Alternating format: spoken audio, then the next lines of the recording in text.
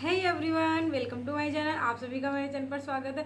तो फ्रेंड्स, आज हम बहुत ही इंपॉर्टेंट टॉपिक पे बात करने वाले हैं। आज हम लोग बात करेंगे हम फर्स्ट अटेम्प्ट में सीटेट क्वालिफाई कैसे करें। सीटेट कोई इतना बड़ा एग्जाम नहीं है, कोई इतना घबराने की बात नहीं है। सीटेट को पास कैसे किया जाए, सिर्फ आपको थोड़ी सी चीज़ें समझनी होती हैं। आपका सीटेट बस कुछ दिन की ही मेहनत में आप सीटेट पास कर सकते हो। ठीक है, ऐसा नहीं है कि मैं आपको गुमराह कर रही हूँ। आप मेरे नहीं और भी वीडियोस दे सकते हैं। सीटेट क्वालिफाई करना इतना भी वो नहीं है, हार्ड नहीं है कि आप अरे अभी से परेशान हुए जा रहे हो। किसी किसी कमेंट्स आते हैं कि दीदी मैंने सीटेट 4 बार दे दिया फिर भी क्वालिफाई नहीं हुआ। किसी कमेंट आते हैं मैंने 2 बार 3 बार, कोई ऐसे मतलब आप लोग मेरे चेक कर सकते हैं, मेरे से कमेंट्स ऐसे पड़े हुए हैं। एक लोगों का कमेंट आया था कि अगर मेरे 95 नंबर है तो क्या मैं सीटेट दोबारा से दे सकता हूँ। किसी ने कहा तो मेरे 90 नंबर है। तो ठीक है, आप लोग इसमें पूरी फुल डिटेल आप लोग बताएंगे कि आप लोग सीटेट कैसे क्वालिफाई करें और क्या क्या ट्रिक्स लगा लें, कैसे तरीका अपनाएं जिससे आप लोग सीटेट एक ही बार में पास हो जाएं, है ना। अगर देखो, सीटेट कोई इतना हार्ड एग्जाम नहीं होता है जिसको आप लोग, या ये भी नहीं है कि आप जो बहुत अच्छा पढ़ने में हो सिर्फ वही सीटेट क्वालिफाई कर सकता है, या जो बहुत अच्छा पढ़ने में है तो वो अपने 90 प्लस या 100 प्लस मार्क वही ला सकता है। ऐसा कुछ नहीं है। अगर ये सब मिथ है और अगर आपने अपने मन में ये चीज़ें बिठा के रखी हैं तो इन चीज़ों को अपने माइंड से बिल्कुल ही हटा दो। तो हम लोग ना सिर्फ अपनी स्ट्रेटजी देखेंगे कि हमें कैसी चीज़ों को पकड़ना है। अभी ज़्यादा टाइम हमारे पास नहीं बचा है, सिर्फ हमारे पास अभी बचे हैं 60 डेज, क्योंकि एक जो लास्ट के थोड़े से दिन बचेंगे उनमें आपके यूँ निकल जाएंगे दिन, आपको समझ में नहीं आ पाएगा। क्योंकि उन्हीं दिनों में आप जाएंगे, अपना एडमिट कार्ड निकलवाएंगे, आपको बहुत सी चीज़ें लेनी रहेंगी, बहुत से काम हो जाते हैं आपको, तो उनमें आप लोगों को पता नहीं चलेगा कि ये दिन मेरे कैसे निकल गए। सिर्फ आप लोग अपना टारगेट बना के रखो कि मेरे पास सिर्फ अभी 60 डेज है, तो 60 डेज में हम ऐसा क्या पढ़ें और जिससे मेरा सीटेट एग्ज़ाम बहुत अच्छे से क्वालिफाई हो जाए, है ना। तो फिर चलो हम बात करते हैं कि सीटेट में क्या पढ़ें और कैसे पढ़ें। जिसने भी मेरा चैनल सब्सक्राइब नहीं किया प्लीज़ चैनल को सब्सक्राइब कर ले, वीडियो को भी लाइक कर दे, और मैं ऐसे ही सीटेट इन्फॉर्मेटिव वीडियो लाती रहती हूँ अपने चैनल पर। तो सीटेट देखो, पढ़ने के लिए ज़्यादा उसमें कुछ करना नहीं है हमें चीज़ों को।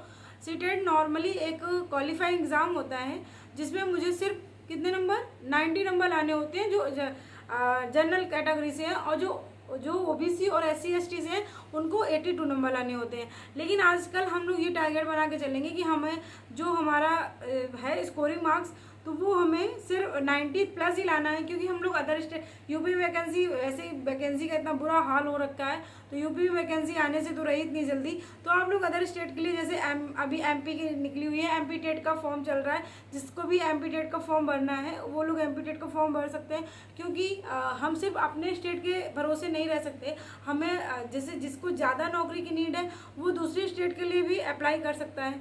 जैसे कि अगर आपने सीटेट क्वालिफाई कर लिया तो आप DSSB, KVS, सुपर टेट और हरियाणा टेट और स्टेट उसको बोलते हैं, ऐसे बहुत सी स्टेट में वैकेंसी निकलती रहती है और जहां आप लोग अप्लाई कर सकते। लेकिन कुछ स्टेट ऐसे भी हैं जो वहीं का अपना टेट वैलिड मानते हैं, सीटेट वहाँ वैलिड नहीं मानते हैं। जैसे कि अभी रिसेंटली MP टेट के बारे में बताया, तो MP टेट में क्या है कि MP टेट अपना खुद का टेट करवाती है, वो सीटेट वैलिड नहीं करती है।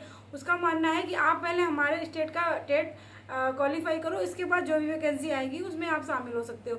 ऐसे ही राजस्थान का है, तो मुझे हम लोग क्या चलना है, सीटेट भी पास करना। और सीटेट के ऐसे एग्ज़ाम होते हैं जो अदर स्टेट के टेट होते हैं, वो भी सेम सीटेट की तरह होते हैं। अगर आपने सीटेट को अच्छे से पढ़ाई करी है ना, तो आप लोग अदर स्टेट के टेट को आसानी से पास कर लोगे। तो अगर जिसने भी MP टेट का फॉर्म चल रहे हैं, जिसने भी MP टेट का फॉर्म फिल नहीं किया वो MP टेट का फॉर्म फिल कर ले। और रही बात मेरी, तो मैं MP टेट का फॉर्म, मैं अदर स्टेट का फॉर्म फिल नहीं कर सकती हूँ, क्योंकि मैंने पहले भी वीडियो में आप लोगों को बताया है कि मैं थोड़ा मेरा हस्बैंड गवर्नमेंट जॉब में है, सेंट्रल गवर्नमेंट में है, और अगर मैं भी अदर स्टेट में हो जाऊँगी तो फिर मेरा बन नहीं पाएगा तालमेल हम लोगों का। तो मेरे घर का कहना है, मेरा भी मानना है कि हम लोग या तो एक साथ जॉब करें या फिर अपने स्टेट में रहकर ही जॉब करें। तो इन बातों को रखते हैं साइड में, ये थोड़ी पर्सनल बातें हो गई। आप लोग बताते हैं सीटेट पास करने का तरीका। सीटेट पास करने के लिए सिर्फ आप अगर दिन में 2 घंटे भी निकाल लेते हो अपने लिए तो आपके लिए वो बहुत है। 2 घंटे दिन में सिर्फ स्टडी करने के लिए और 1 घंटा रिवीजन करने के लिए। रिवीजन तो आपके शाम को खाली टाइम बैठे हो आप उस पर रिवीजन कर, रिवीजन आपके लिए मतलब ये समझ लो कि बहुत ही फ़ायदेमंद होने वाला है। अगर चीज़ों को आपने पढ़ा है इसके बाद रिवीजन नहीं किया है तो आपके वो किसी काम का नहीं है, ठीक है। तो आप लोग उसका साथ साथ रिवीजन भी करते जाओ। और ये मैं आपको कुछ बुक्स भी बताऊंगी जो सबसे बेस्ट बुक हैं और वो उनकी जो डेफिनीशन है और जो उनके तरीका है बुक्स का वो बहुत ही इजी है। तो अगर आप उन बुक से पढ़ते हो तो मे भी आप लोगों को और भी ज़्यादा आसानी मिलेगी, ठीक है। तो अगर आपने 2 घंटे जैसे स्टडी करी है, आप सीडीपी को लेकर चलिए। अगर आपने 2 घंटे सीडीपी की स्टडी करी है, आपने चैप्टर पढ़ा कोहल वर्ग, ठीक है। कोहल वर्ग को चलो ठीक है मान लिया आपने कोहल वर्ग ही पढ़ा कि कोहल वर्ग कहाँ के रहने वाले थे, ये जो भी होता है तो आपने उसको पढ़ लिया। कोहल वर्ग पढ़ने के बाद में आपने अपने फ़ोन, आजकल फ़ोन तो सभी के पास है, आप लोग अपने फ़ोन में डालिएगा कोहल वर्ग। कोहल वर्ग में उनका जो वीडियोस आज तो कल इतने वीडियोस आने लगे हैं, अगर एक भी आप सिर्फ कोहल डालोगे ना तब भी बहुत ढेरों सारे वो आ जाएंगे वीडियोस। तो आपको उनकी लैंग्वेज समझनी है जिनकी इजी लैंग्वेज हो, ज़्यादा कुछ हार्ड ना हो, और उनकी लैंग्वेज को देखकर आप उनका पूरा वीडियो देख डालो। इसके बाद आप आकर अपने जो भी प्रैक्टिस सेट है और उसको लगाइए। प्रीवियस ईयर सबसे मोस्ट इम्पॉर्टेंट जो चीज़ है आपका प्रीवियस ईयर है। अगर आपने प्रीवियस ईयर मिस किया तो आपने समझो सीटेट आपको आपकी नैया वहीं डूब जाएगी, क्योंकि प्रीवियस ईयर में क्या हो रहा है सेम वही क्वेश्चन आते हैं। अगर आपने, मैं एक बात बिल्कुल फैक्ट बताती हूँ, अगर आप टॉपिक नहीं भी पढ़ोगे ना और आपने अगर प्रीवियस ईयर लगाए हुए हैं तो आधी से ज़्यादा चीज़ें आपको प्रीवियस ईयर में समझ में आ जाएंगी, क्योंकि वही क्वेश्चन बार बार आता है, वही क्वेश्चन घूम घूम के वही क्वेश्चन पूछा जाता है। तो अगर आपने प्रीवियस ईयर भी देखा है ना, तो अगर आप मॉक टेस्ट लगाने या कोई भी सॉल्व करने बैठोगे ना तो उसमें आपको आधे से ज़्यादा क्वेश्चन आप अपने आप कर जाओगे। अगर आपने 10 प्रैक्टिस सेट ऐसे लगा लिए हैं तो आधे से ज़्यादा क्वेश्चन आप ऐसे ही सॉल्व कर जाओगे। तो अगर आप थ्योरी पढ़कर बाद में इसका लगाते हैं प्रीवियस ईयर क्वेश्चन पेपर तो आपको 98% फ़ायदा मिलेगा। ये चीज़ें मैंने करके देखी, अपना पर्सनल एक्सपीरियंस आप लोगों के साथ शेयर कर रही हूँ। सीरियसली मैंने कोई सिलेबस नहीं देखा था जब मैं अपने टाइम पे थी, तो मैंने कोई सिलेबस नहीं देखा था कि मतलब मैं सिलेबस निकाल रखूँ या दीवार में सिलेबस चिपकाऊँ इसके बाद उसके अकॉर्डिंग चीज़ें पढ़ूँ, नहीं। मेरा क्या था, और आप लोग मोस्ट इम्पॉर्टेंट चीज़ ये बताती हूँ, आप लोग देखो सीटेट पास करने के लिए कोई पेड कोर्स वगैरह लेने की कोई ज़रूरत नहीं है। सीटेट इतना हवा वाला एग्ज़ाम भी नहीं है कि अरे इसके लिए पेड कोर्स लो या आप 10 किलोमीटर चल के कोचिंग जा रहे हो, ऐसा भी मत करिएगा। आजकल यूट्यूब है, बुक्स हैं, इनमें से आपका भला हो जाएगा। सीटेट में क्वालिफाइंग मार्क्स रहते हैं उतने आपके आ जाएंगे, ठीक है।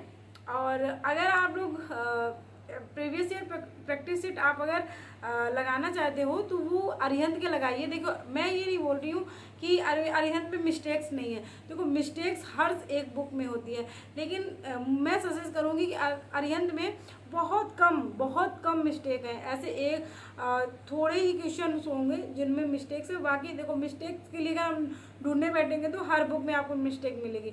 उसमें अरिहंत के कोई मिस्टेक नहीं है, आप उसका previous year question paper solve कर सकते हो, आपको बहुत।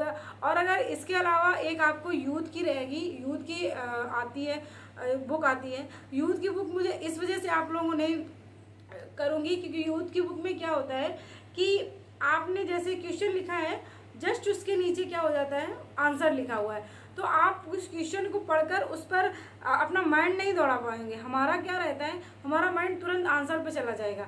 जैसे ही आंसर पे गया मेरा पूरा हम लोगों की जो कैपेसिटी रहती है क्वेश्चन को कैच करने की वो ख़त्म हो जाती है ना। तो यही चीज़ें होती हैं कुछ कि आप लोग अगर अनसॉल्व सॉल्व कर रहे हो तो अरिहंत का सॉल्व करिए, या आप लोग और कुछ है, लेकिन क्या है सिर्फ उसको किस फॉर्म में आपको आंसर सॉल्व करना है जो सीटेट के एग्ज़ाम के उसमें बेस में होता है, सिर्फ वही एग्ज़ाम क्वेश्चन पेपर सॉल्व करना है। क्योंकि ये आंसर वाले जो रहते हैं वो हमारे क्रिएटिव नहीं, माइंड को क्रिएटिव नहीं होने देते हैं, वहीं पे आंसर देके वहीं पे रोक देते हैं, है ना। तो ये और एक संस्कृत, आप लोग संस्कृत के लिए बहुत बोल रहे थे कि संस्कृत की बुक बता दो मैम, कौन सी संस्कृत की बुक, तो ज्ञान गंगा की जो बुक आती है संस्कृत की, आप उसको ले लीजिए और उससे स्टडी करेंगे तो आपको बहुत फ़ायदा मिलेगा। तो आज के लिए वीडियो यहीं एंड करते हैं, मिलते हैं नेक्स्ट वीडियो में।